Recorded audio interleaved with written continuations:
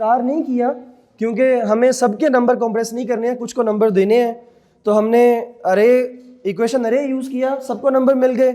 लेकिन अब हमने जिस जिस इक्वेशन को नंबर नहीं देना है उसके शुरू में सिर्फ हमने 9 नंबर इस्तेमाल करना है। 9 नंबर देने से उस अरे की उस इक्वेशन का नंबर जो है वो कंप्रेस हो जाएगा। तो अगर आपको मिक्स नंबरिंग इस्तेमाल करनी है, एक अरे के अंदर कुछ इक्वेशंस को नंबर देना है, कुछ को नंबर नहीं देना है, तो जिस को नंबर, एक तो आप स्टैटिक इस्तेमाल नहीं करेंगे ताकि सबके नंबर कंप्रेस ना हो जाए, फिर आप उस अरे के अंदर जिस इक्वेशन का नंबर अरेज करना चाह रहे हैं उस इक्वेशन के साथ 9 नंबर इस्तेमाल कर लेंगे, तो उससे उन इक्वेशंस के नंबर जो हैं वो ख़त्म हो जाएंगे। ठीक है, तो यहाँ पे देखिए मैंने फर्स्ट और थर्ड इक्वेशन का नंबर कंप्रेस कर दिया है, तो फर्स्ट और थर्ड के नंबर जो है वो गायब हो गए। ठीक है, सही हो गया।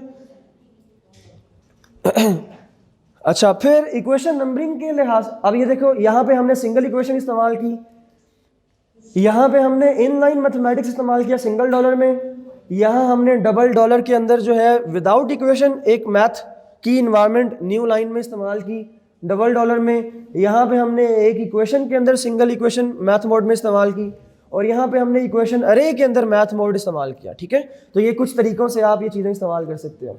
ये जो इक्वेशन अरे का काम है, इसको एक ऑल्टरनेट तरीके से भी कर सकते हैं, उसको कहते हैं अलाइन की कमांड से। अलाइन की कमांड भी इन इक्वेशंस को अलाइन कर लेती है, और फ़ायदा ये है कि आप इक्वेशन टैगिंग भी कर सकते हैं।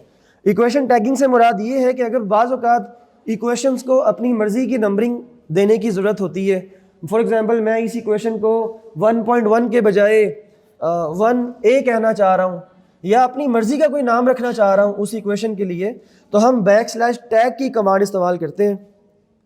अगर तो उसका स्टाइल यहाँ पर अवेलेबल हुआ तो फिर ये टैग अपीयर हो जाएगा, अदरवाइज़ हो सकता है कि ये स्टाइल ना होने की वजह से टैग ना आ सके। तो मैं इसको 1a कहना चाह रहा हूँ मिसाल के तौर पे, लेकिन जो टैग की कमांड है वो टैग किस लिए है? इक्वेशन नंबरिंग की टाइप है कि अगर आप इक्वेशन को अपनी मर्ज़ी की नंबरिंग देना चाह रहे हैं, जो नंबरिंग उसकी नेचुरल नंबरिंग जो सेक्शन से आ रही है वो नहीं रखना चाह रहे हैं, अपनी मर्ज़ी की नंबरिंग, अपनी मर्ज़ी का सिंबल इक्वेशन के तौर पे डिस्प्ले करना चाह रहे हैं, तो आप टैग इस्तेमाल करते हैं। जैसा कि मैंने यहाँ पे टैग किया, मैंने यहाँ पे फर्स्ट इक्वेशन को टैग कर दिया, तो फर्स्ट इक्वेशन को जो नंबर मिलेगा वो 1a मिलेगा। लेकिन ये रन कब करेगा? पहली बात कि ये इक्वेशन अरे में रन नहीं करेगा। जो टैग रन करते हैं, टैग के लिए आपको इक्वेशन अरे को चेंज करना पड़ता है अलाइन में। अलाइन में ये है कि ये भी मल्टीपल इक्वेशंस को यूज़ करने का तरीका है, लेकिन उसमें डबल एंड के बजाय सिंगल एंड इस्तेमाल किया जाता है। तो एक तो इक्वेशन अरे है, उसमें हर इक्वेशन में 2 एंड्स होते हैं, एक अलाइन है और अलाइन में हर इक्वेशन में सिंगल एंड होता है। तो अब अलाइन की जो एनवायरनमेंट है वो अब ठीक इस्तेमाल कर लिया हमने, और उस एनवायरनमेंट के अंदर हमने टैग किया एक इक्वेशन को अपनी मर्ज़ी की नंबरिंग के साथ। तो आप देखिए कि जिस इक्वेशन को मैंने अपनी मर्ज़ी का नंबर देना था उसको मेरी मर्ज़ी का नंबर ही आ रहा है, और जो बाकी इक्वेशंस हैं उनको लैटेक अपनी मर्ज़ी की नंबरिंग जिस तरीके से करता है वैसे ही करेगा। क्लियर है ये बात? बिगिन इक्वेशन अरे, क्योंकि अपनी मर्ज़ी की इक्वेशन नंबरिंग कोई भी डिमांड नहीं करता है। ठीक है, यानी कि इक्वेशन नंबरिंग जो होती है वो इक्वेशंस को रेफर करने के लिए होती है, और जो भी आपका डॉक्यूमेंट है साइंटिफिक, कहीं पे भी रिक्वायरमेंट नहीं होती कि इक्वेशन नंबरिंग इस स्टाइल में होनी चाहिए। इक्वेशन नंबरिंग 1.1 1.2 है तो इक्वेशन को आप 1.1 ही कहेंगे, 1.2 ही कहेंगे।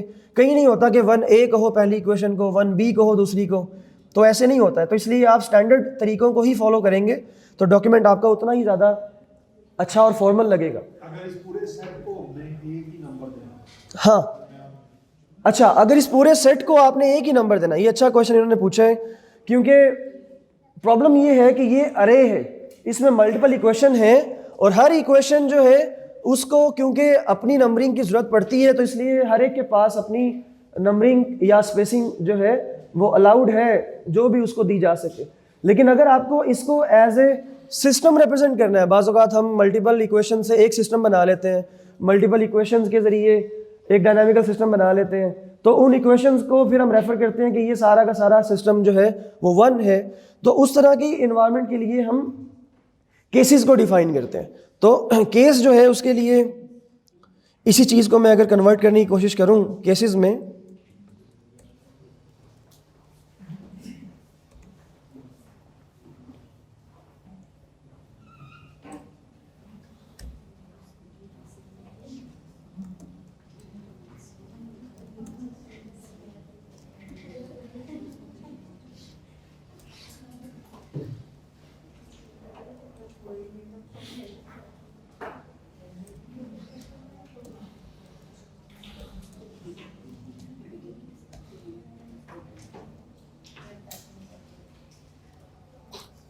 अच्छा केसेस जो है केसेस ये करते हैं कि मल्टीपल जो रोज होती हैं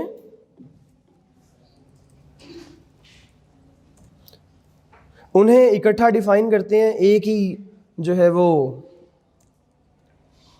तरीके से। जैसे कि मैं भी आपको एक कंप्लीट कर लूँ इसको, फिर मैं बताता हूँ।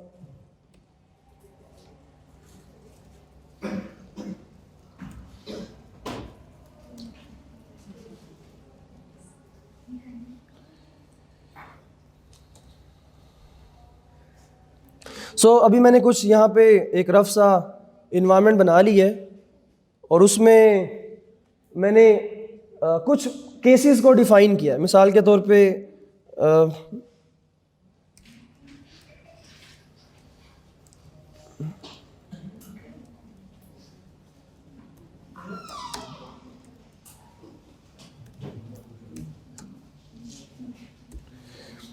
तो मैंने यहाँ पे कुछ सिंबल्स भी जो अभी नहीं इंट्रोड्यूस किए थे वो भी इस्तेमाल कर लिए हैं। मिसाल के तौर पे less than, greater than, less than और इक्वल टू, ग्रेटर देन और इक्वल टू, ग्रेटर देन और इक्वल टू GEQ है, लेस देन और इक्वल टू LEQ है। और जो केसेस का इन्वायरमेंट है वो केसेस जो होते हैं जितने रोज आप उस, ये भी अरे है और इस अरे में जितनी भी रोज आप इस्तेमाल करेंगे वो सारी की सारी एक लेफ्ट ब्रैकेट से एक ओवरऑल एक ही चीज़ के मुख्तलिफ केसेस के तौर पे अपीयर हो जाएगी। और क्योंकि ये सारी चीज़ें अब एक ही इक्वेशन या उसके पार्ट्स हैं, उसके केसेस हैं, तो इस सब को ब्रैकेट करके एक इक्वेशन में लिखा है। यहाँ पे मेरे पास तो बज़ाहिर 4-5 इनइक्वालिटीज़ या एक्सप्रेशंस थे, लेकिन क्योंकि ये सारे के सारे केसेस हैं तो ये सारी की सारी बिगिन केसेस से एंड केसेस तक ये एक ऑब्जेक्ट कंसिडर होगी। अगर ये एक मैथमेटिकल ऑब्जेक्ट है तो इसके लिए सिंगल इक्वेशन का ही कमांड काफ़ी है। और सिंगल इक्वेशन की कमांड देने से फ़ायदा ये हुआ है कि एक सिंगल नंबर भी लग गया जो कि डिस्प्ले में सेकंड और थर्ड इक्वेशन के बिल्कुल दरमियान में अपीयर होगा, ना कि पहली के सामने या दूसरी के सामने, जो कि ज़्यादा सिमेट्रिक ना फील होता। ठीक है, तो अगर आपको इस तरह की केसेस कहीं पे इंट्रोड्यूस करने पड़े तो आप बिगिन केसेस एंड केसेस के अंदर देंगे। और यहाँ पे आप उसकी नोशन को एक बार देख लीजिए कि केसेस की कमांड क्योंकि एक अरे की टाइप है ये, तो आपने हर उसके केस के अंदर एक एंड इस्तेमाल करना है। एंड के लेफ्ट पे जो चीज़ होगी वो केस की मेन जो होगा वो एक्सप्रेशन होगा, जो एंड की राइट हैंड साइड होगी वो उस एक्सप्रेशन की कंडीशन होगी कोई। और इस तरीके से आप जो है वो जितने भी केसेस आपको चाहिए, अगर आपको यहाँ पे इसके बाद एक और केस चाहिए तो ऑब्वियसली आप एक बार फिर डबल बैकस्लैश इस्तेमाल करेंगे ताकि एनवायरनमेंट को पता हो कि आप नया केस देना है। ऑटोमेटिकली ब्रैकेट भी यहाँ पे एक लेंथ उसकी इंक्रीज हो जाएगी और यहाँ पे एक केस मजीद अपीयर हो जाएगा। हर एक एक्सप्रेशन के अंदर या हर केस के अंदर आपको एक एंड इस्तेमाल करना है। सही हो गया। अगर इवन कि अगर आप ब्लैंक भी रख देते हो तब भी आपका जो इन्वायरमेंट है वो कंप्लीट ही है, तो इसलिए स्टिल वो चीज़ एग्जीक्यूट होगी और आपको आउटपुट के तौर पे मिलेगी क्योंकि आपने उसका जो मेन सिंटेक्स है वो फॉलो किया हुआ है। यहाँ पे तो लाइन एंड होनी थी तो लाइन एंड होगी यहाँ पे, और न्यू एक्सप्रेशन के अंदर आपने कुछ भी नहीं लिखा है तो यहाँ कुछ भी नहीं आया। ऑब्वियसली अगर आप ऐसे ही फाइनलाइज करोगे डॉक्यूमेंट को तो ये एक टाइपोग्राफिकल एरर है क्योंकि केस यहाँ पे नहीं है। या तो यहाँ पे केस ऐड कीजिए या इस ब्रैकेट को रिड्यूस करें ऊपर वाले केसेस तक। तो आप क्या करेंगे कि फालतू जो यहाँ पे डबल बैक स्लैश लगा हुआ है उसको ख़त्म करेंगे। फॉर एग्जाम्पल मैंने डबल बैक स्लैश भी नहीं ख़त्म किया है। खैर ज़्यादातर एनवायरनमेंट्स में ऐसे है कि अगर आप डबल बैक स्लैश आखिरी केस में लगाते हैं तो उस केस के बाद एक एक्स्ट्रा लाइन अपीयर होगी यहाँ पे। तो उन एक्स्ट्रा लाइन को ख़त्म करने के लिए सारे अरेज में आपको आखिरी केस के बाद या आखिरी रो के बाद डबल बैक स्लैश नहीं देना है, क्योंकि डबल बैक स्लैश देने का मतलब है कि इसके बाद आप अगली रो इंट्रोड्यूस करना चाह रहे हैं। तो जब भी टेबल्स बनाने हैं, अरेज बनाने हैं, तो जब भी डबल बैक स्लैश इस्तेमाल करना है तो वो तब करना है जब आपको लाइन ब्रेक करके न्यू लाइन इंट्रोड्यूस करनी हो। जब नहीं करनी है न्यू लाइन इंट्रोड्यूस तो आपको उस लाइन को एंड करने की भी ज़रूरत नहीं है। अगर आप करेंगे तो या तो उस एनवायरनमेंट के अंदर न्यू लाइन प्रोड्यूस हो जाएगी एक्स्ट्रा में, या उस एनवायरनमेंट के फ़ौरन बाद एक एक्स्ट्रा लाइन प्रोड्यूस हो जाएगी। तो यहाँ से आपने कुछ केसेस बना लिए, इक्वेशन बना ली, इक्वेशन अरे बना लिए, ठीक है, और कुछ जो है वो इन लाइन और सेंटर लाइन मैथमेटिक्स अरेंज करके कुछ प्रोड्यूस किया हुआ है यहाँ पे। फिर बिग स्किप किया हुआ है। बिग स्किप का मतलब है वर्टिकल स्किप आ जाएगा डॉक्यूमेंट में ताकि दो चीज़ों में गैप आ जाए। अगेन कन्वेंशनल नहीं है, एक कैजुअल तरीका है डॉक्यूमेंट के अंदर मैनुअल स्पेसिंग देना जो आपको अवॉइड करना चाहिए। फिर उसके बाद मल्टी कॉलम्स देने का एक और तरीका है जो कि मिनी पेज का तरीका है। मिनी पेजेस जो होते हैं ये आपके डॉक्यूमेंट के छोटे छोटे पार्ट्स होते हैं और ये अलग अलग कॉलम्स के तौर पे डिस्प्ले में आते हैं। आप जितनी बार मिनी पेज स्टार्ट और एंड करेंगे उतने पैरेलल जो है कॉलम्स इंट्रोड्यूस होते जाएंगे आपके डॉक्यूमेंट के अंदर। हर मिनी पेज के लिए आपको उसकी विड्थ देनी होगी 1.0 जो है वो पूरे पेज की जो फुल लेंथ है विड्थ जो है वो होगी। तो 1.0 का मतलब है कि आपका पूरा या आपके 3 कॉलम्स जो हैं वो साइड बाय साइड आएंगे। तो अगर आपको 3 कॉलम्स में अपना पेज डिस्ट्रीब्यूट करना है तो फिर आप किसी को भी 1.0 नहीं दे सकते, बल्कि 0.5 भी नहीं दे सकते, बल्कि आपको 0.3 के लिहाज से 3 विड्थ्स के अंदर अपने कॉलम्स को डिस्ट्रीब्यूट करना है। तो आपने इसलिए क्योंकि 3 कॉलम्स देने थे तो 3 बार बिगिन मिनी पेज और एंड मिनी पेज किया, फिर से बिगिन मिनी पेज और एंड मिनी पेज किया, और फिर से बिगिन मिनी पेज और एंड मिनी पेज किया। तो ये 3 मिनी पेजेस आपके पास वर्टिकल कॉलम्स के तौर पे डिस्प्ले में आ गए हैं। हर मिनी पेज के स्टार्ट पे आपने उसकी विड्थ डिफाइन की कि उस मिनी पेज के अंदर जो टेक्स्ट होगा वो कितनी विड्थ ऑक्यूपाई करेगा। तो ऑब्वियसली अगर 3 कॉलम्स हैं तो मैंने 0.3 के लिहाज से 2 कॉलम्स बना लिए, और आखिरी के लिए मेरे पास गुंजाइश है तो मैंने 0.4 भी उसको दे लिया। तो आखिरी कॉलम देखिएगा कि वो बाकी दोनों से थोड़ा सा ज़्यादा विड्थ का है। तो आप अपनी मर्जी से इनकी विड्थ भी कंट्रोल कर सकते हैं, सिर्फ टेक्स्ट नहीं बल्कि आप कोई और ऑब्जेक्ट भी इंट्रोड्यूस कर सकते हैं अपने इन कॉलम्स के अंदर। फिगर्स स्पेसिफिकली कैसे ऐड करनी है मैं थोड़ी देर बाद इसके बारे में बताता हूँ आपको। तो इस तरीके से मिनी पेजेस आप दे सकते हैं। फर्दर मिनी पेजेस के अंदर जो है वो एक कमांड और इस्तेमाल की गई है, वो है क्वाड की। जो क्वाड है ये एक छोटी सी हॉरिजॉन्टल स्पेस है, और जहाँ पे क्वाड इस्तेमाल किया जाएगा तो उसके बाद जो नेक्स्ट टेक्स्ट आएगा वो थोड़ी सी हॉरिजॉन्टल 2 या 3 स्पेसिस के बाद में आएगा। स्टैंडर्ड मेरा ख्याल है 3 स्पेसिस होती हैं क्वाड की, तो 3 स्पेसिस के बराबर एक स्पेस इंट्रोड्यूस हो जाएगी इसमें। तो ये मैंने क्वाड इस वक्त 2 मिनी पेजेस के दरमियान में दी है, तो इसकी वजह से ये 2 मिनी पेजेस थोड़ा सा सेपरेट हो गए हैं उस क्वाड की वजह से, ठीक है। अगर आप यहाँ पे यही क्वाड जो है वो किसी टेक्स्ट के दरमियान में देते तो आप देखते कि वहाँ पे वो जो टेक्स्ट जो है वो भी कुछ डिस्ट्रीब्यूट हो जाएगा।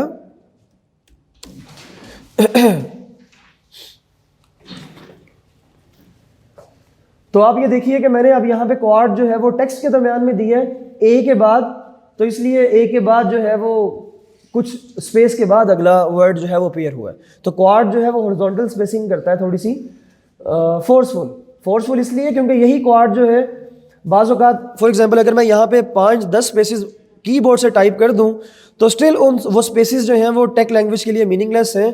टेक लैंग्वेज को पता है कि ये स्पेस का कोई मीनिंग नहीं है, बल्कि मैंने जो टेक्स्ट यहाँ पे दिया हुआ है मैंने उसको अरेंज करना है। तो आप देखिएगा कि इफेक्ट सिर्फ क्वाड का ही आया है, जो मैनुअल स्पेसिंग है उसका कोई इफेक्ट नहीं आया।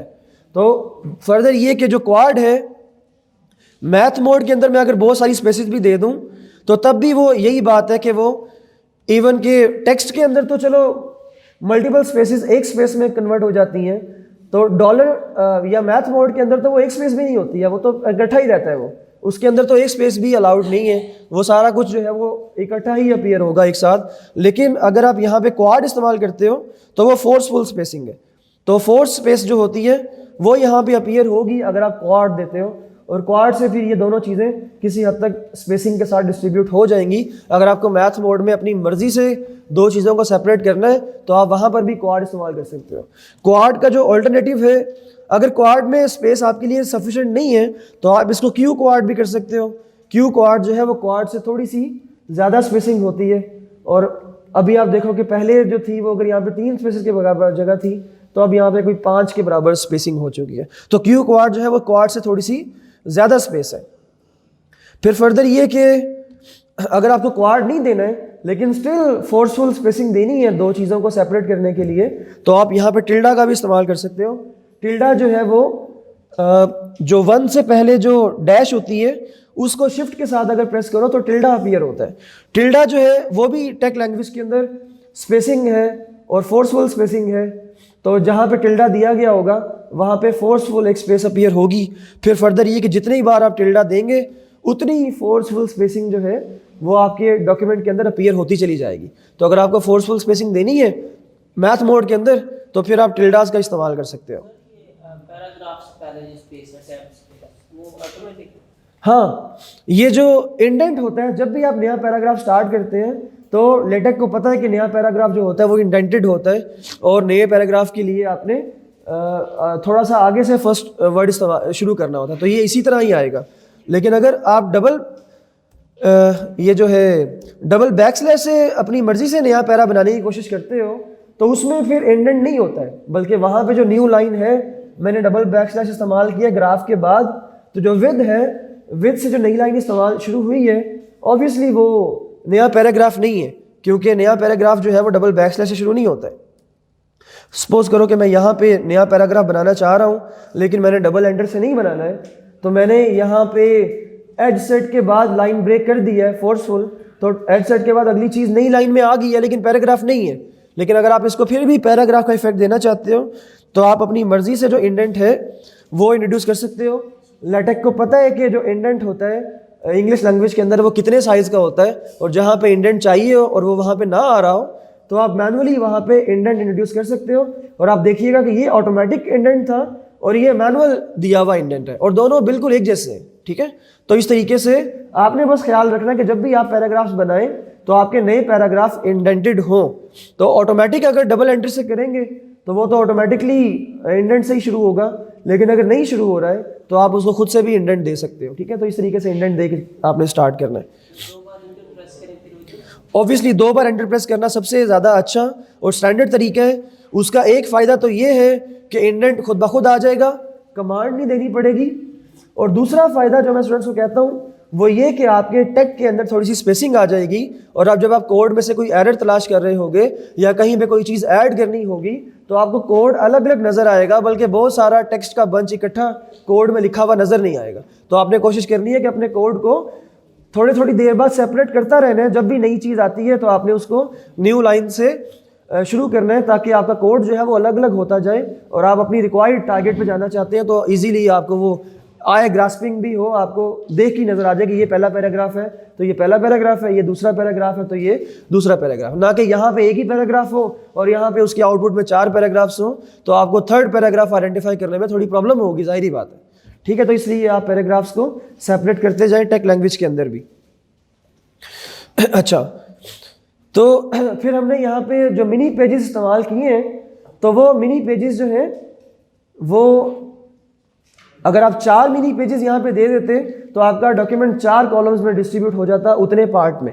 तो लेकिन ऑब्वियसली इतने ज़्यादा मिनी पेजेस रिक्वायर्ड नहीं होते हैं, ज़्यादा से ज़्यादा आपको कभी कभी 2 पेजेस रिक्वायर्ड होते हैं। लेकिन इसकी एक और फ़ायदा ये है कि बाज़ औक़ात आपके पास 2-3 फिगर्स होती हैं और वो आपको अगर आप 3 फिगर्स यहाँ पे दे देते हैं तो एक फिगर यहाँ आएगी, एक फिगर यहाँ आएगी, एक फिगर यहाँ आएगी, और आपका एक पूरा पेज जो है वो उन 3 फिगर्स के लिए डेडिकेट करना पड़ेगा। तो बाज़ औक़ात हम रिक्वायर करते हैं कि आपकी तीनों फिगर साइड बाय साइड आ जाए।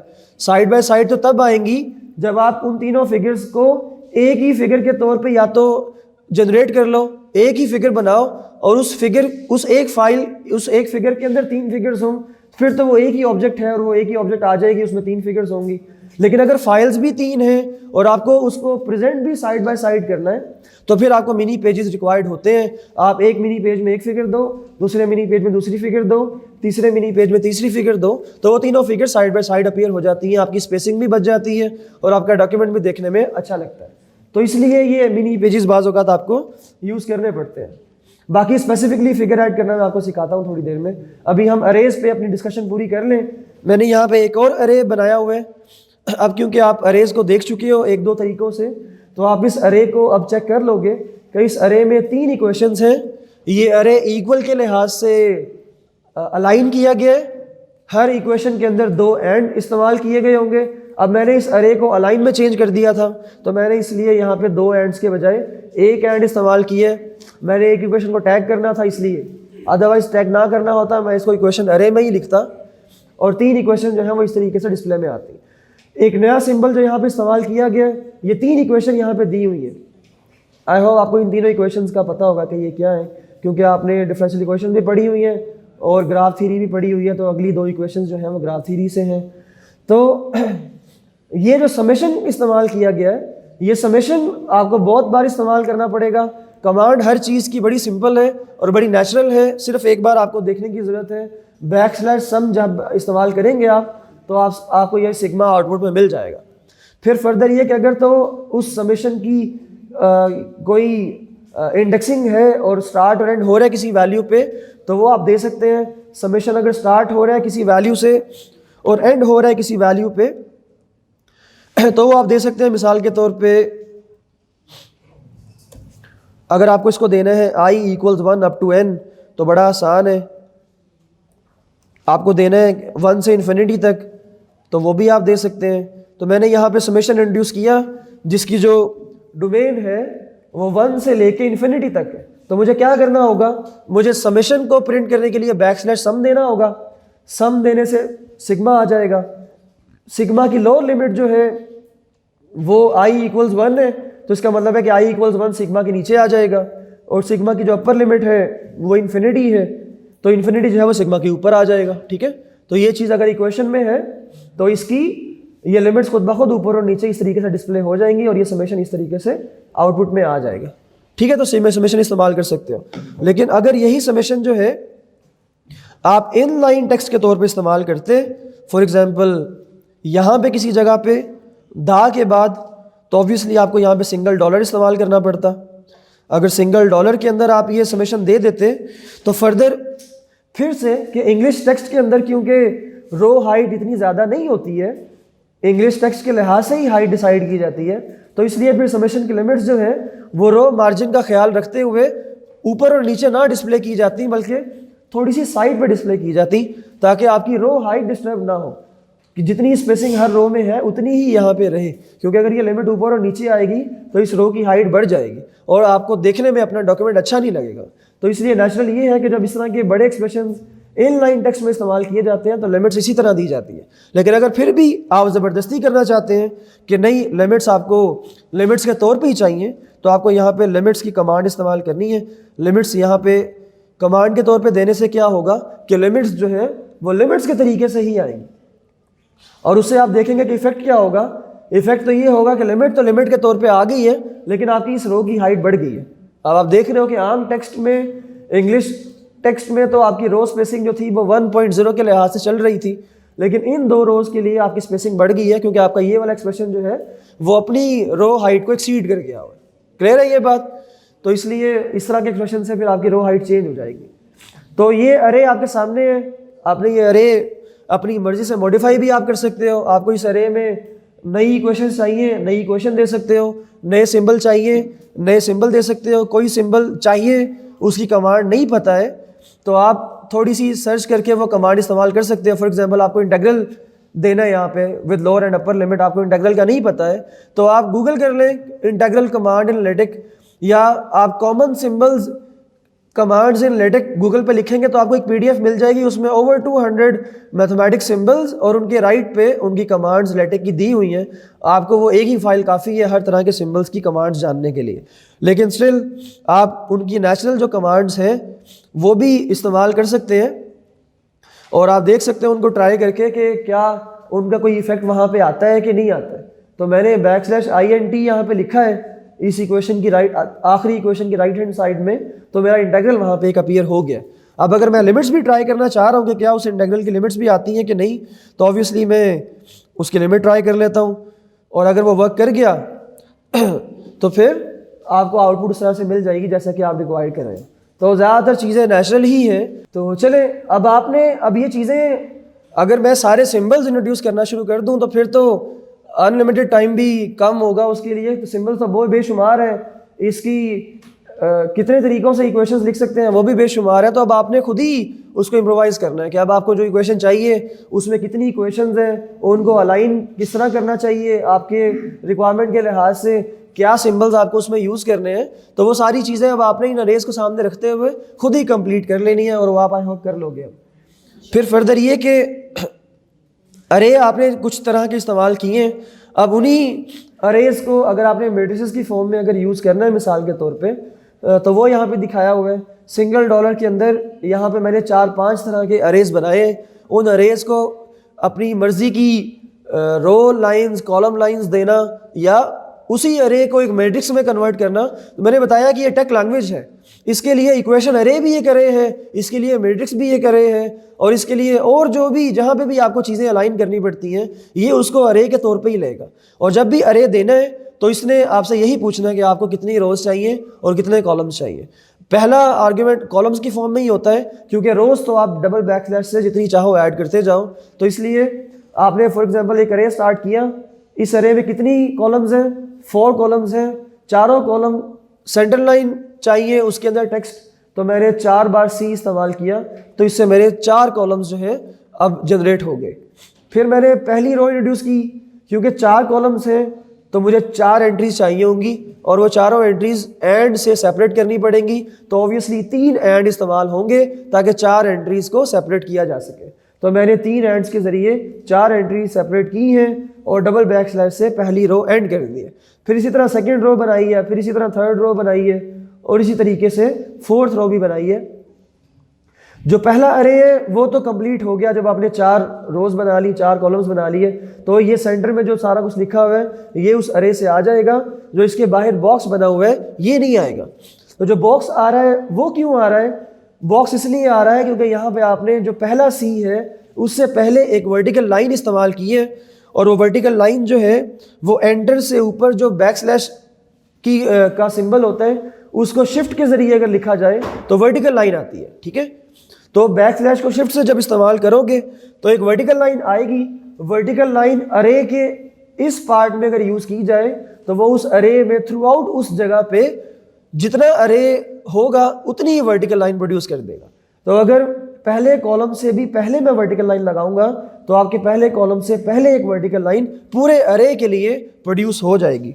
और अगर मैं यहाँ पे ये लाइन नहीं लगाता हूँ तो जो लाइन वैनिश होगी वो ऑब्वियसली ये वाली वर्टिकल लाइन वैनिश हो जाएगी, क्योंकि यहाँ पे आपने लाइन रिक्वायर ही नहीं की है।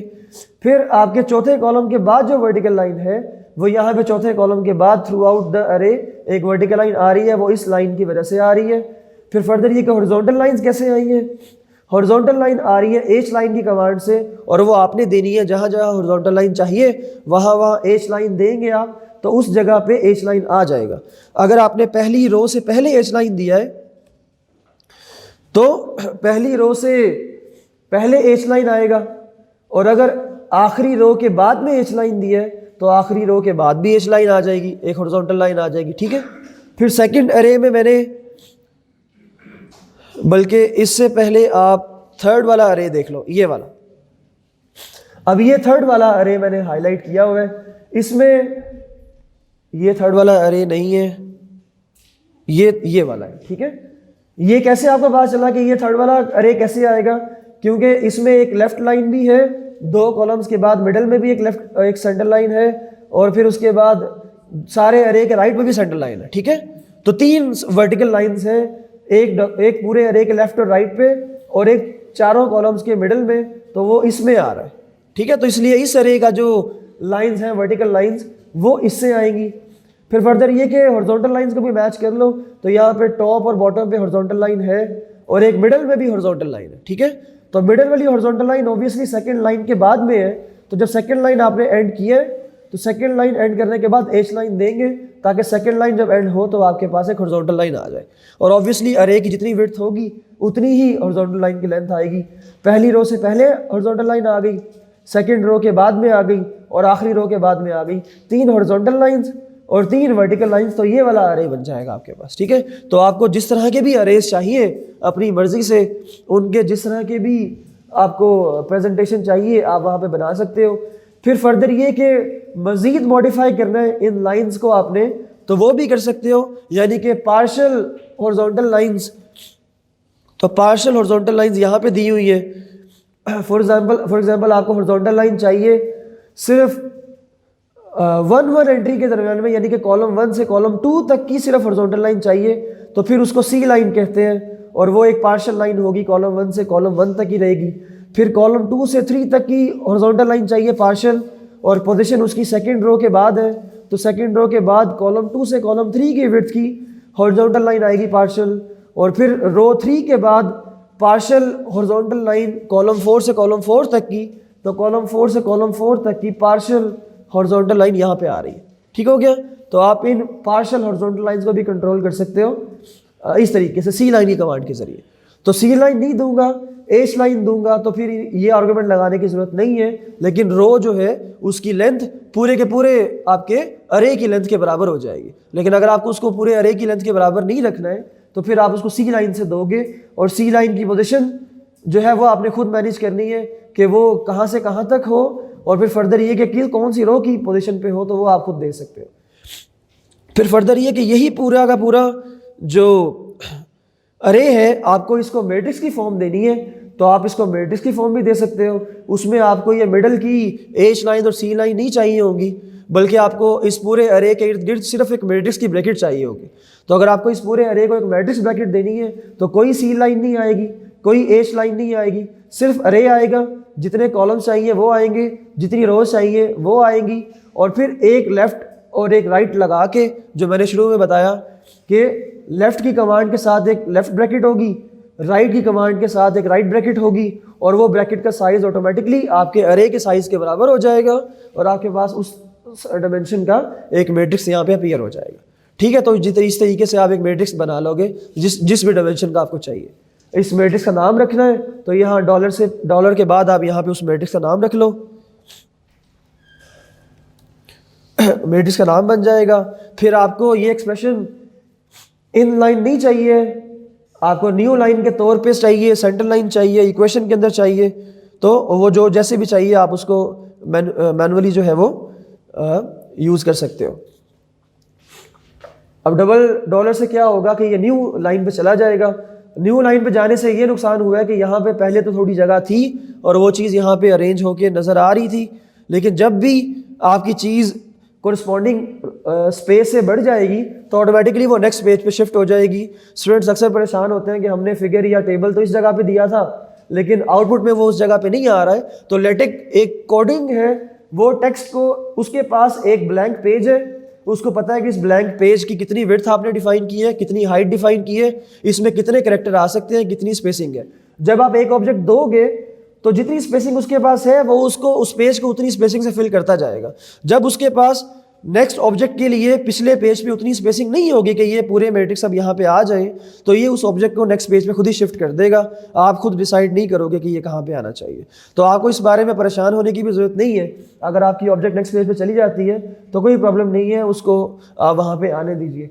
तो यहाँ पे आपने क्योंकि ए वाले मैट्रिक्स को सेंडलाइन कर दिया हुआ है, तो इस वजह से अभी ये सेंडलाइन होकर नेक्स्ट पेज पे चला गया है। अब पहले भी तो ये अरे जो था सारे के सारे मैट्रिक्स का इस जगह पे आ रहा था ऊपर वाले पेज पे। इसका मतलब है कि यहाँ पे कम से कम इन मैट्रिसेस के लिए तो जगह थी, लेकिन प्रॉब्लम ये है कि आपने उन मैट्रिसेस के साथ अपने आखिरी वाले मैट्रिक्स को टाई कर दिया हुआ है, जिसकी वजह से वो सारे के सारे जहाँ पे भी आ रहे हैं इकट्ठे आ रहे हैं। तो अगर आप अपनी ऑब्जेक्ट्स को थोड़ी सी स्पेसिंग दे के सेपरेट कर दोगे तो वो उन ऑब्जेक्ट्स को अलग अलग कंसिडर करेगा।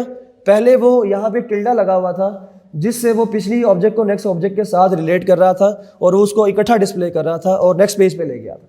जब आपने वहाँ पे खाली स्पेस दे दी है तो उससे पिछला अरे सेपरेट हो चुका है और उसकी जगह वहाँ पे थी, लेकिन अब नेक्स्ट मैट्रिक्स की जगह वहाँ पे नहीं है पिछले पेज पे, तो इसलिए नेक्स्ट मैट्रिक्स अब नेक्स्ट पेज पे ही आएगा। ठीक है, तो इस तरीके से आप वो कंट्रोल कर सकते हो कि ये चीज़ें कैसे डिस्प्ले में आनी चाहिए।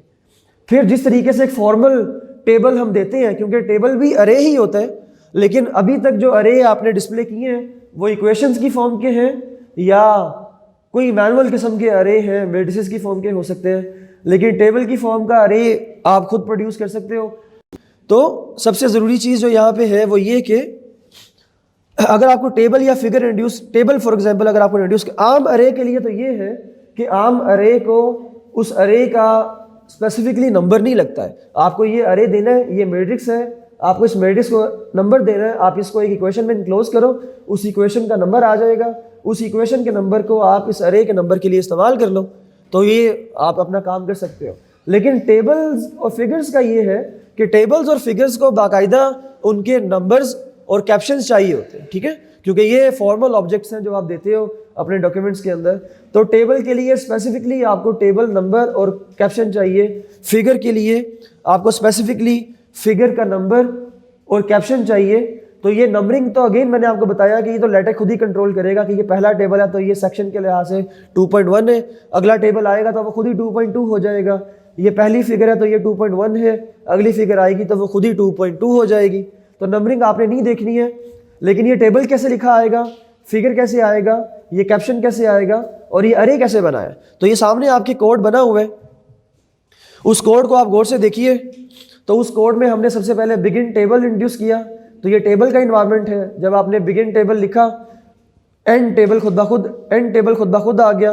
बिगिन टेबल से एंड टेबल के दरमियान में एक टैबुलर है, ये टैबुलर बिल्कुल वैसा ही है जैसा कि अरे काम करता है। जैसे मैंने बिगिन अरे और एंड अरे दिया था, तो ये भी अरे ही है, मैंने यहाँ पे टैबुलर यूज़ कर लिया, आप यहाँ पे अरे भी यूज़ कर सकते हो।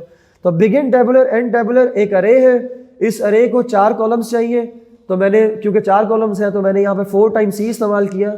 हर 2 कॉलम्स को मैंने वर्टिकल लाइन से सेपरेट करना है, मैंने यहाँ पे वर्टिकल लाइंस लगाई हर 2 कॉलम्स के दरमियान में भी, और पूरे टेबल के लेफ्ट में भी, पूरे टेबल के राइट पे भी मैंने सारी वर्टिकल लाइंस लगाई।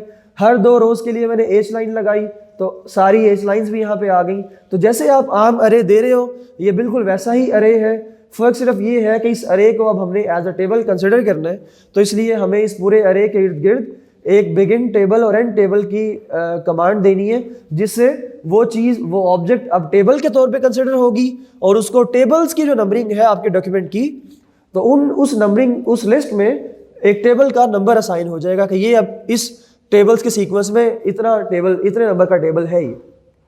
तो बिगिन टेबल एंड टेबल से यहाँ पे टेबल आ जाएगा, और उसका ऑटोमेटिकली जो भी नंबर बनता है वो यहाँ पे आ जाएगा।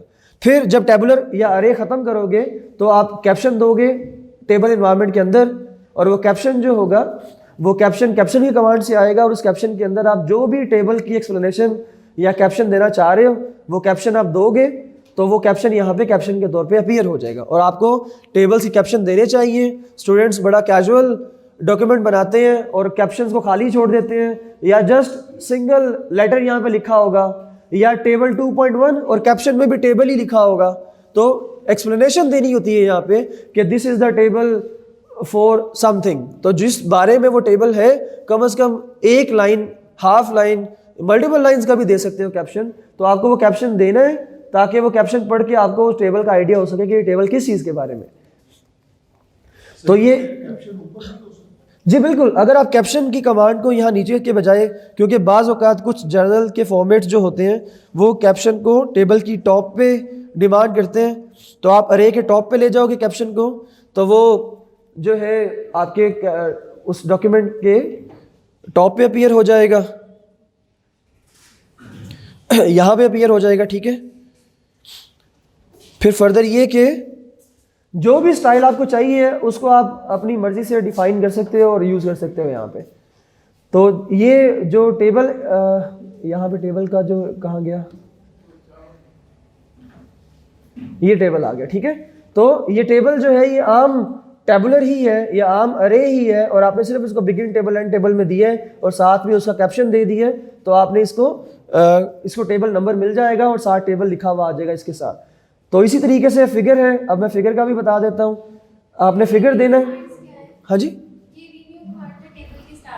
हाँ ओके, रीन्यू कमांड्स। अच्छा, अगर आप टेबल बनाते हो और आपको लगता है कि टेबल जो है उसकी रोज़ बड़ी कॉम्प्रेस हुई हैं और आपकी एंट्रीज जो हैं वो प्रॉपरली विजिबल नहीं है, बल्कि बहुत ज़्यादा कंजेस्टेड हो गई हैं और आपकी हॉरिजॉन्टल लाइंस के साथ टच कर रहे हैं आपके अल्फ़ाबेट्स या टेबल की एंट्रीज, तो आप अपने टेबल को थोड़ा सा स्ट्रेच कर सकते हो, अपनी रो हाइट्स को थोड़ा सा इंक्रीज़ कर सकते हो, ताकि अगर आपकी बड़ी एंट्रीज़ हैं, सबमिशंस हैं या कोई और चीज़ है, बड़ी एंट्री है जो आपने यहाँ पे सवाल की है, तो आपको यहाँ पे बड़ी हाइट चाहिए होगी। तो वो बड़ी हाइट जो है वो आप यहाँ पे टेबल का जो स्ट्रेच है उसको इंक्रीज कर सकते हो, और स्टैंडर्ड जो होता है वो 1.0 होता है, और मैंने यहाँ पे इस टेबल को थोड़ा सा स्ट्रेच कर दिया है और ये टेबल जो है ये 1.5 पे चला गया, ठीक है। तो उससे ये होगा कि ये टेबल थोड़ा सा स्ट्रेच हो जाएगा और 1.5 पे चला जाएगा। तो सर ये कॉलम हेड जो ये वाले, ये देखो जब आपने इस पूरे अरे को एज एन अरे डिफाइन कर दी है, तो ये कॉलम अगर आपने अपने टेबल में कॉलम हेड्स देने हैं तो टेक को तो नहीं पता है कि ये हेडिंग है और ये बाकी एंट्रीज हैं। आपने फर्स्ट रो के अंदर जो एंट्रीज हैं वो ऑब्वियसली हेडिंग के तौर पे इस्तेमाल कर ली, और अगली रोज जो है वो अपनी एंट्रीज के तौर पे इस्तेमाल कर ली, तो हेडिंग ऑटोमेटिकली उसी तरीके से आ रही है जैसे आपकी एंट्रीज आ रही हैं। ये जस्ट पहली रो है और ये दूसरी रो है। पहली रो और दूसरी रो में टेक्निकली कोई फ़र्क नहीं है, जैसे पहली रो आई है वैसे ही दूसरी रो आई है, लेकिन पहली रो की एंट्रीज मैंने हेडिंग्स दे दी हैं और अगली रो की एंट्रीज जो है वो मैंने एंट्रीज दे दी हैं आम। तो इस तरीके से ये डिस्प्ले में आ रहा है। क्लियर है ये टेबल की अरेंजमेंट जो है? जी हाफिज़, बस मैं ख़त्म करने लगा हूँ थोड़ी देर में, फिर उसके बाद कुछ फर्दर चीज़ें। थोड़ी देर रुक जाओ यार, है? चलो फिगर ऐड करते हैं, फिगर ऐड करने के बाद थोड़ी ब्रेक करते हैं, ठीक है? वाकई ब्रेक अभी चाहिए, काफ़ी देर हो गई है इस तरह बैठे हुए।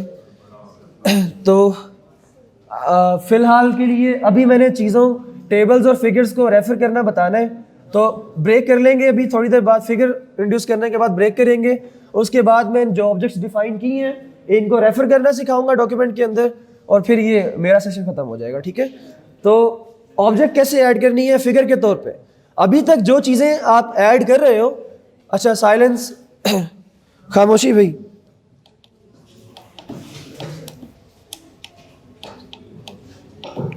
अच्छा, अभी तक जो चीज़ें आप अपने डॉक्यूमेंट में ऐड कर रहे हो वो आपने कंस्ट्रक्ट भी अपने डॉक्यूमेंट के अंदर ही की है। जो अरे यहाँ पे बनाए हैं वो अरे डिस्प्ले में आए हैं, जो थ्योरम्स बनाए हैं वही डिस्प्ले में आए हैं, जैसे हेडिंग डिफाइन की है वैसे ही आ रही है, सारा टेक्स्ट यहाँ पे लिखा हुआ है। लेकिन फिगर्स अगर आपको ऐड करनी है तो फिगर आपने किसी एक्सटर्नल सोर्स में जाके क्रिएट की हुई है, उसको EPS में, PDF में या JPG में या PNG में आपने एक्सपोर्ट किया हुआ है, सेव किया हुआ है। तो वो फिगर जो आपके पास एक्सटर्नल किसी जगह पे पड़ी हुई है और आपने उसको अपने डॉक्यूमेंट के अंदर एम्बेड करना है, यहाँ पे डिस्प्ले में लेके आना है। तो सबसे पहला काम जो आपको करना पड़ेगा वो ये कि जो आपकी इस टेक्स्ट फाइल की लोकेशन है कि ये आपकी टेक्स्ट फाइल जो है वो इस जगह पर पड़ी हुई है। तो ये आप देख लीजिए कि ये टेक्स्ट फाइल कहाँ पे पड़ी हुई है। डेस्कटॉप पर मेरे नाम से एक फोल्डर बना हुआ है और उस फोल्डर के अंदर MVE2 के नाम से ये मेरी टेक्स्ट फाइल रन हो रही है। अगर आपको नहीं पता कि आपकी टेक्स्ट फाइल कहाँ है तो आप यहाँ से पाथ उसका रीड कर सकते हो कि डेस्कटॉप के अंदर ये फोल्डर है और ये फाइल का नाम है। और ये अच्छी बात नहीं है कि आपने अपने रेगुलर डॉक्यूमेंट्स जो बनाने हैं वो डेस्कटॉप पे या डाउनलोड्स में बनाओ, आपने उसको D में या E में सेव करना है, क्योंकि जब भी विंडोज़ करप्ट होंगी तो आपके सबसे पहले जो चीज़ ज़ाया होगी वो डेस्कटॉप का डेटा होगा या डाउनलोड्स का। तो इसलिए आपने अपने डॉक्यूमेंट्स को सेव करना है किसी और ड्राइव के अंदर। और फिर ये कि जब आप लोकेट कर लोगे कि आपकी टेक्स्ट फाइल कहाँ से रन हो रही है तो आप उस टेक्स्ट फाइल उसके सोर्स पे जाओगे। तो मैं आपको दिखा देता हूँ कि यहाँ पे अच्छा, ये फिगर जो मैंने यहाँ पे ऐड की है इसका नाम rms.jpg है, ठीक है? तो वो फिगर सबसे पहले मुझे चाहिए, मैंने वो फिगर बनाई। डेस्कटॉप के अंदर, डेस्कटॉप पे जो फोल्डर है वो आपको मिल जाएगा यहाँ पे। इस फोल्डर के अंदर ये टेक्स्ट फाइल पड़ी हुई है, आप डॉक्यूमेंट्स को अरेंज कर लीजिए ताकि टेक्स्ट फाइल्स आपकी इकट्ठी डिस्प्ले हों। ये MVE2 ये वो टेक्स्ट फाइल है जिसको मैं अभी रन कर रहा हूँ, ठीक है? तो मैंने इसका पाथ रीड करके वो फाइल लोकेट कर ली। इस टेक्स्ट फाइल के अंदर मुझे एक इमेज ऐड करना है, तो मैंने वो इमेज यहीं पे रख दिया जिस जगह पे वो फोल्डर वो पड़ा हुआ है, ये मेरी टेक्स्ट फाइल पड़ी हुई है। तो अगर आपको इस टेक्स्ट फाइल के अंदर 10 फिगर्स ऐड करनी है या जितनी भी फिगर्स ऐड करनी है वो सारी फिगर्स वहीं उसी डायरेक्टरी में पड़ी हो, उसी लोकेशन में पड़ी हो जहाँ पे आपकी टेक्स्ट फाइल पड़ी है। तो जहाँ टेक्स्ट फाइल पड़ी है वहीं मैंने एक RMS के नाम से फिगर रख दी जिसमें RMS का लोगो है हमारा, और एक मैथ डिपार्टमेंट का जो लोगो है तो मैथ डिपार्टमेंट के नाम से एक फिगर रख दी है मैंने। दोनों फिगर्स की एक्सटेंशन आप यहाँ टाइप में जाओगे तो आपको पता चल जाएगा कि ये भी JPG फाइल है और ये भी JPG फाइल है। अब क्योंकि ये दो JPGs मेरे पास उसी जगह पे पड़ी है जहाँ पे वो टेक्स्ट फाइल है, तो अब मैं उस टेक्स्ट फाइल में वो दो JPGs ऐड कर सकता हूँ। तो उसमें से पहली JPG मैंने यहाँ पे ऐड की rms.jpg, तो ये फाइल का नाम है। अब फिगर ऐड करने के लिए जो सिंटेक्स है वो क्या है, आपने इन्वायरमेंट क्रिएट करनी है बिगिन फिगर से एंड फिगर तक। बिगिन फिगर लिखा, ऑटो कंप्लीट किया, एंड फिगर भी आ गया। ये जो आर्ग्यूमेंट है ये उसकी पोजिशनिंग के लिए है। अगर आप यहाँ पे एज लगाते हो तो जहाँ पे फिगर दी हुई है टेक्स्ट के अंदर जो उसकी पोजीशन है वहीं पे वो फिगर अपीयर होगी अगर वहाँ जगह है तो। अदरवाइज ये फिगर उससे आगे कहीं पे अपीयर होगी नेक्स्ट पेज पे, या उस पेज के टॉप पे भी हो सकती है या बॉटम पे भी हो सकती है। तो यहाँ पे एच हो सकता है हियर के लिए कि वहीं पे आए, टी हो सकता है टॉप के लिए और बी हो सकता है बॉटम के लिए। तो एच टी बी 3 आर्ग्यूमेंट्स होते हैं यहाँ पे। जो एच होता है वो उसकी करंट पोजीशन के लिए होता है कि जहाँ पे आपने लिखा है कोड वहीं पे आउटपुट में आना चाहिए, लेकिन वहाँ पे तब आएगा जब वहाँ पे जगह भी हो। तो जगह भी है उस जगह पे पेज के ऊपर और एच भी लगाया हुआ है तो फिर लाजमी उसी जगह पे वो फिगर अपीयर होगी। तो इस प्रूफ के बाद और इस एच एस वाले थ्योरम से पहले ये फिगर है, तो इस प्रूफ के बाद और इस एच एस वाले थ्योरम से पहले ये फिगर अपीयर हो रही है इस एज की वजह से। अगर ये एज यहाँ पे ना हो तो पॉसिबली ये इसको कहीं सूटेबल लगे तो ये उस फिगर को कहीं रीअरेंज भी कर सकता है अपनी मर्जी से और कहीं और भी लोकेट करवा सकता है। तो मिसाल के तौर पर मैंने जब इसको रन किया तो इसने उस पेज के टॉप पे इसको ले गया, क्योंकि in the middle of the text बाज़ औक़ात इसका अपना एल्गोरिदम है, तो ये ऑब्जेक्ट्स को बाज़ औक़ात पेज के टॉप या बॉटम पे अरेंज कर देता है। तो इस वजह से अगर आपको चाहिए कि फिगर जहाँ रखी है वहीं आनी चाहिए तो उसको फोर्स करने के लिए, उस जगह पे लाने के लिए एच इस्तेमाल करते हैं, या फर्दर फोर्स करने के लिए फैक्टोरियल इस्तेमाल करते हैं। तो एच फैक्टोरियल उसको फोर्स करेगा कि वहीं पे आए, बशर्ते कि वहाँ जगह है। अगर वहाँ जगह नहीं है तो जो मर्जी कर लें, वहाँ पे नहीं आनी है। बाज़ औक़ात हमने 10-15 फिगर्स ऐड करनी होती हैं। जो कंप्यूटेशनल में जो लोग काम करते हैं, मैटलैब के कोड्स के ग्राफ्स बनाते हैं, तो उनको 10-10 फिगर्स ऐड करनी होती हैं, तो वो फिगर्स इकट्ठी नहीं आ सकती हैं उस जगह पे जहाँ पे आप उसका कोड लिख रहे हो। कोड तो फ्यू लाइंस का है लेकिन उसकी आउटपुट एक बड़ी फिगर आनी है। 10 कोड्स मैं यहाँ पे एक ही पेज पे लिख दूंगा लेकिन 10 फिगर्स उस एक पेज पे तो नहीं आ सकती है, तो इसलिए ये उसको ऑटो अरेंज ही करेगा। तो फिगर इन्वायरमेंट में आपने फिगर इन्वायरमेंट दिया, उसकी पोजीशनिंग दी। सेंटरिंग जो है मैंने टेबल में भी इस्तेमाल की थी। सेंटरिंग का मतलब है कि वो ऑब्जेक्ट पेज के सेंटर पे आएगी। इंक्लूड ग्राफिक्स का मतलब है कि आप एक ग्राफिक की फाइल देने लगे हो और आपने उसको इस डॉक्यूमेंट के अंदर इम्बेड करना है, बशर्ते कि वो फाइल जो है वो आपकी उसी डायरेक्टरी के अंदर पड़ी हो। तो ये इंक्लूड ग्राफिक्स की कमांड जो है वो rms.jpg के नाम से एक फाइल इस डायरेक्टरी के अंदर ढूंढेगी। अगर मिल गई तो यहाँ पे आउटपुट में ले आएगी, अगर ना मिली, फॉर एग्जांपल मैं यहाँ पे rms1 लिख देता हूँ, तो क्योंकि rms1 जो है वो उस नाम से कोई फाइल आपकी डायरेक्टरी में नहीं पड़ी हुई है, तो क्या होगा, rms1 के नाम से उसको फाइल नहीं मिलेगी और आपके पास एरर क्या आएगा, दिस फाइल नॉट फाउंड, क्योंकि वो फाइल है ही नहीं वहाँ पे, तो वो कैसे मिलेगी। और वो एक फिगर का खाली बॉक्स आ जाएगा क्योंकि वो उसको कंप्लीट नहीं कर सका है और इस तरह का एरर डिस्प्ले हो जाएगा। तो इसको अवॉइड करने के लिए आपको मेक श्योर करना है कि ये फिगर का नाम आपने करेक्ट लिखा हुआ है या वो फिगर करेक्टली उस फोल्डर के अंदर रखी हुई है जहाँ से वो फाइल रन हो रही है। तो आपने प्रॉपर उसका नाम यहाँ पर रख दिया फाइल का, तो वो उसको यहाँ पर ऐड कर लेगा। फिर दूसरी ये जो स्क्वायर ब्रैकेट में मैंने आपको पहले भी बताया कि ऑप्शनल आर्गुमेंट्स होते हैं जो कि फर्दर डिटेल लेते हैं। आपने यहाँ पे विड्थ डिफाइन की है और 9 सेंटीमीटर की है, तो 9 सेंटीमीटर विड्थ की ये फिगर यहाँ पे आ जाएगी। अगर आपको इस फिगर को छोटा करना है, 4 सेंटीमीटर पे लेके जाना है, तो आप यहाँ पे इसी विड्थ को डिक्रीज कर देंगे, ये फिगर छोटी हो जाएगी। आप इस विड्थ को इंक्रीज कर देंगे, ये फिगर बड़ी हो जाएगी। लेकिन फिर भी ध्यान रखना है कि जो भी फिगर की विड्थ आप सेट करते हैं, आपका डॉक्यूमेंट अप्रोप्रिएट लगे उसको देखते हुए, फिगर के कंटेंट्स रीडेबल होने चाहिए, तो आपने उस लिहाज से उसकी साइज़ को डिसाइड करना है। बिगिन फिगर एंड फिगर लिखने की वजह से ऑटोमेटिकली यहाँ पे फिगर इन्वायरमेंट क्रिएट हो गया कि ये फिगर है, फिगर जितने नंबर पे आ रही होगी ऑटोमेटिकली उसका नंबर आ जाएगा। कैप्शन की कमांड की वजह से फिगर का कैप्शन यहाँ पे आ जाएगा। यहाँ पे मैंने लेबल भी दिया हुआ है, इस लेबल को यूज़ करना मैं ब्रेक के बाद बताऊँगा।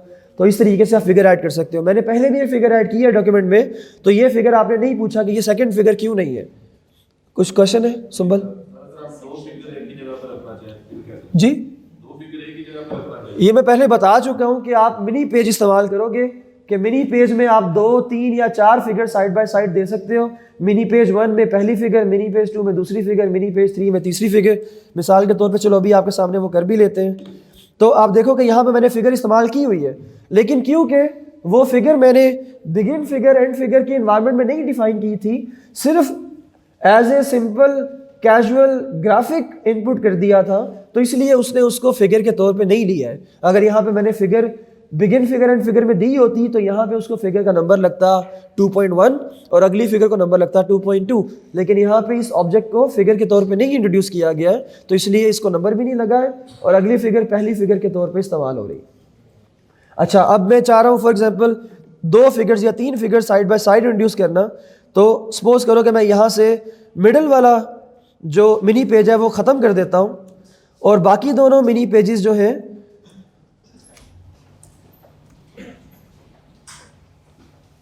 तो आप देख सकते हो कि आपके ख्याल में क्या इफेक्ट आना चाहिए। जो मैंने कोड अभी मॉडिफाई किए इसके लिहाज से 2 मिनी पेजेस है और दोनों 0.45 of the horizontal space use करेंगे आपके डॉक्यूमेंट की। तो जब आप रन करोगे तो 2 कॉलम्स बनेंगे और तकरीबन हाफ ऑफ द पेज का एक कॉलम होगा और हाफ ऑफ द पेज का सेकंड कॉलम होगा, और इस क्वाड की वजह से दोनों कॉलम्स में थोड़ी सी स्पेस आएगी। आप इसको क्यू क्वाड करते हो या टिल्डास रखते हो तो इन दोनों कॉलम्स की फर्दर म्यूचुअल जो आपस की स्पेस है उसको बढ़ा भी सकते हो। अब फर्दर ये कि 2 फिगर्स चाहिए side by side, blind text नहीं चाहिए, तो मैं इस ब्लाइंड टेक्स्ट को रिमूव करता हूँ यहाँ से, इस ब्लाइंड टेक्स्ट को भी रिमूव करता हूँ, इस फिगर को कॉपी करता हूँ और यहाँ पर पहले मिनी पेज में भी पेस्ट करता हूँ और सेकंड मिनी पेज में भी पेस्ट करता हूँ। तो ये वो इफेक्ट है जो मैं आपको बता रहा था कि अगर आपको मल्टीपल फिगर्स चाहिए, साइड बाय साइड चाहिए, तो फिर आप मल्टीपल मिनी पेजेस के अंदर वो फिगर्स इंट्रोड्यूस कर सकते हो और उनको इस तरीके से नंबरिंग दे सकते हो। क्लियर है ये बात? तो इस तरीके से 2 या 2 से ज़्यादा फिगर्स आप इंट्रोड्यूस कर सकते हो। फिर फर्दर ये कि आपको 3 फिगर्स चाहिए, तो ऑब्वियसली 0.5 या इतनी विड्थ के साथ 3 फिगर्स की यहाँ पे जगह नहीं होगी, तो फिर आपको एक तो कॉलम इंक्रीज करना पड़ेगा, दूसरा ये कि फिगर का साइज रिड्यूस करना पड़ेगा ताकि 3 फिगर्स की जगह बन सके साइड बाय साइड के लिए। तो बस इतना काफ़ी है फ़िलहाल। अब मैं ऑब्जेक्ट्स को रेफर करना जो है वो ब्रेक के बाद बताऊँगा, ठीक है?